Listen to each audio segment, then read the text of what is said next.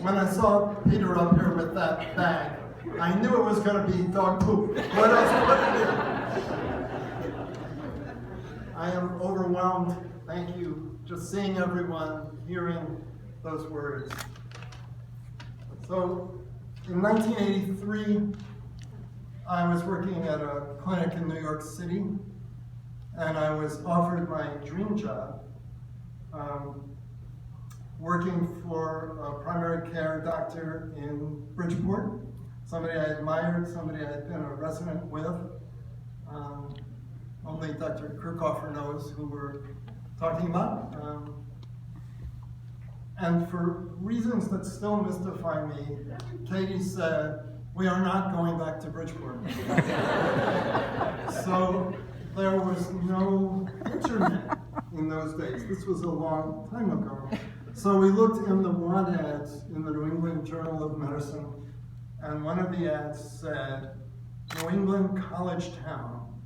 And we both said, that sounded good. It didn't say which town, but we decided to investigate. I think I was the last person on earth to buy a medical practice. Even in those days, it was a little unusual, but I did.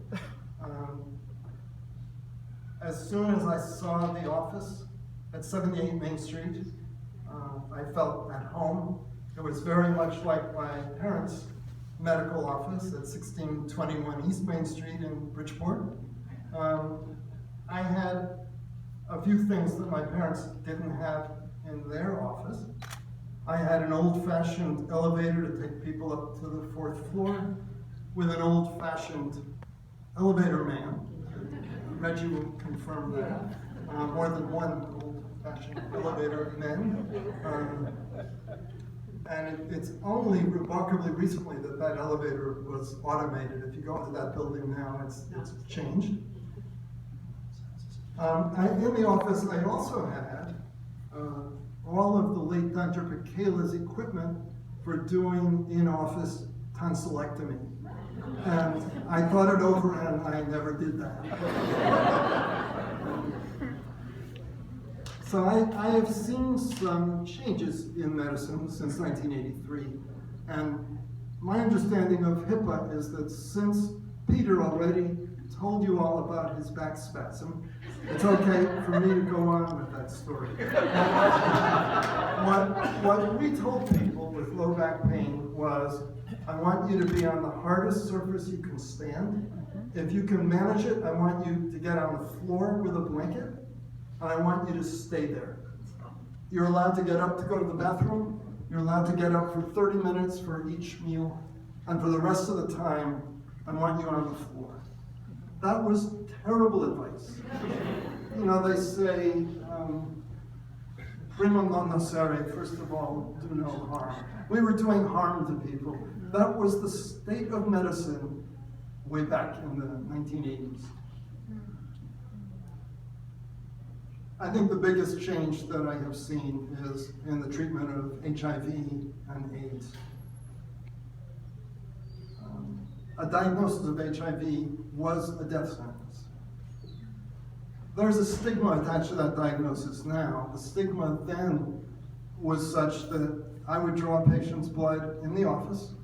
I would label the tube with a name like George Washington or Dolly Madison, and send that tube to the lab where they understood that this was blood from a real patient who didn't want her or his name attached to it.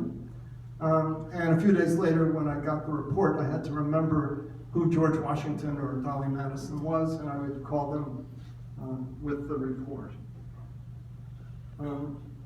There's a couple that I will never forget, and I'm not going to use their real names, but Jim was a professor at one of the 5 colleges. From the time of his thrush, his yeast infection in the mouth, until his funeral was less than a year. And at his memorial service, his partner, Tony, sang "This Nearly Was Mine," from South Pacific. And he sang it perfectly, and he sang it flawlessly. And I said, Tony, how did you do that? And he said, I'm a professional.